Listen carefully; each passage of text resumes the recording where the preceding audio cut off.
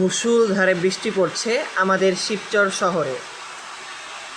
আজকে কিন্তু 10 অক্টোবর 2025, সময় 4:20। বাহিরে কিন্তু প্রচণ্ড পরিমাণে বৃষ্টি নামতেছে, প্রচণ্ড পরিমাণে মুষলধারে বৃষ্টি নামতেছে। একেবারে বিকেলের সময়, সকালেও হয়তো বা নামছে, খেয়াল করি নাই, বাট এখন বারান্দায় এসে বসলাম, দেখলাম প্রচুর পরিমাণে বৃষ্টি নামতেছে। Wow, what a scenery it goes to B.